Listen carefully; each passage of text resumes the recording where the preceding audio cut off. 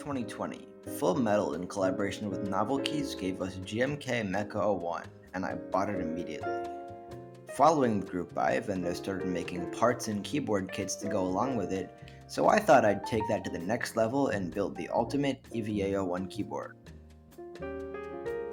EVA-01 theme part we have here are some more greedy stabilizers that have a POM housing and gold-plated wires. These look and feel fantastic and also come with a nice set of useful parts on the side. So for $19, I would say this is a huge steal and I would highly recommend them to anybody. Now that these are all lubed and assembled, let's move on to the switches. These are the Shigoki switches, which are a medium tactile that have a polycarbonate top housing, nylon bottom housing, and a POM stem. Case kit, boy do we have a keyboard here. This thing is the Grid 650 modular keyboard in black aluminum with a black LED module. This keyboard cost over $500 with shipping and took over half a year to arrive. The internals are a 65% gasket mount with a hot swappable PCB and an aluminum plate, and I have a feeling this is going to be a tough one.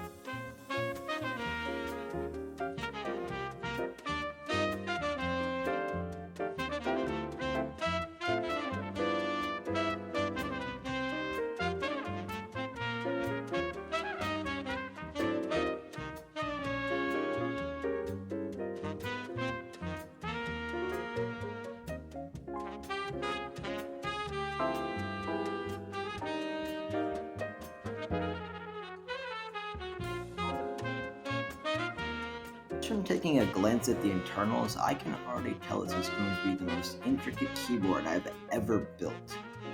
As we can see, the bottom piece comes with dampening foam already attached to it, which is a really nice touch.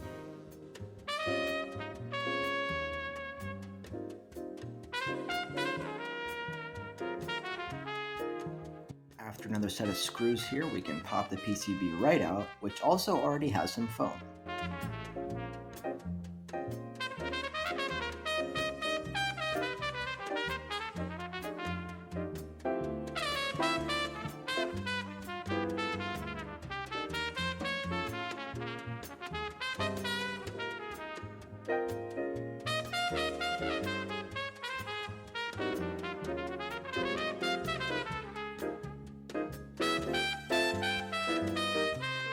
After 3 tedious sets of screws, we can finally move on to assembling the PCB, which starts out with throwing on the stabilizers.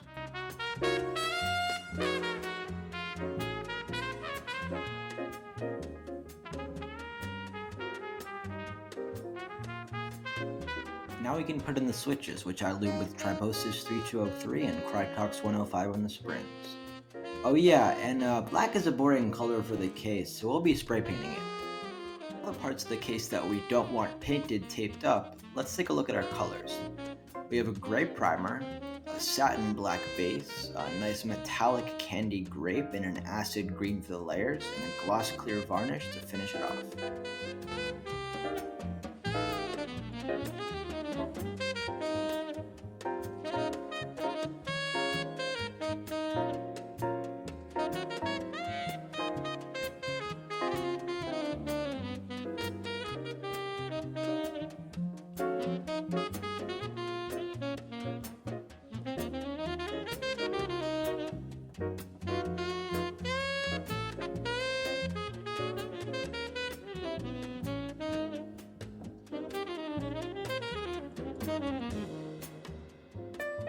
General for spray painting, it's better to paint in multiple thin layers than spraying the entire thing on at once. The only problem with this is that it's tedious and it takes a long time, so we'll just show you the final product. Overall, it looks pretty nice. The acid green didn't show up quite as strong as I wanted it to, but it still makes a cool color combo with the metallic purple, and it's kind of hard to see on the camera right now, but there's also a nice scattered purple and green texture on the places where the main streaks are. So for the LED buttons, we gave those a nice hand-painted acid green coat.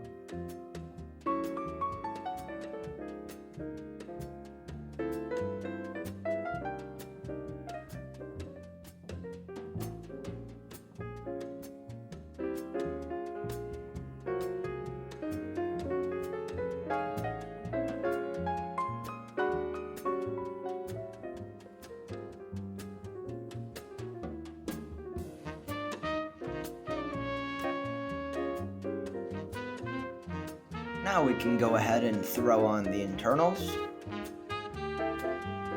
Go through another set of screws. Put the back on.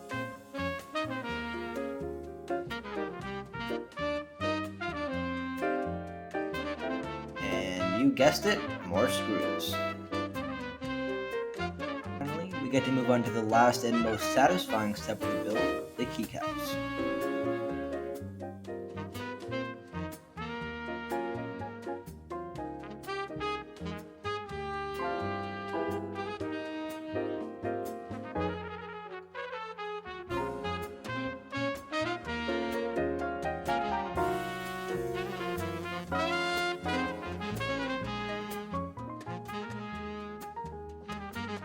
There it is. Now before we can show you the keyboard in action, let's go over all of the parts. $510 for the case kit, $134 for the keycaps, $62 for the switches, and $26 for the stabilizers. That's a total of $732 just for the keyboard. We also spent over a year waiting for all of the parts to arrive and 10 hours lubing, spray painting, and assembling the keyboard. Without further ado, here's the result of all of that.